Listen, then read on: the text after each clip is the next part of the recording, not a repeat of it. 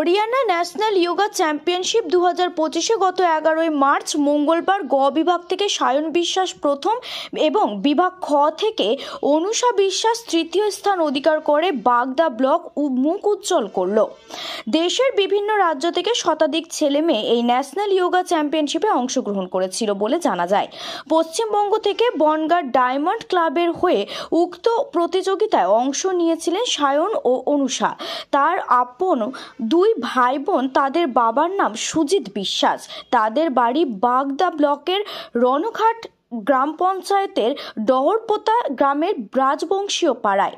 সায়ন বিশ্বাস রানাঘাট অঞ্চল হাই স্কুলের নবম শ্রেণীর ছাত্র এবং তার বোন অনুষা বিশ্বাস ডহরপাড়া প্রাথমিক বিদ্যালয়ের তৃতীয় শ্রেণীর ছাত্রী।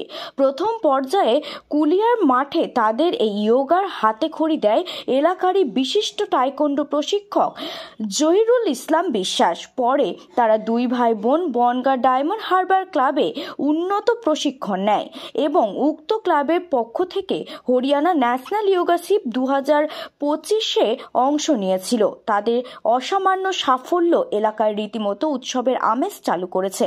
গত মঙ্গলবার বাগদার পক্ষ থেকে মানবিক ওসি গণেশ বাইন তাদের বাড়িতে পৌঁছে বিশেষভাবে সম্বর্ধনা দিয়ে উৎসাহিত করেন।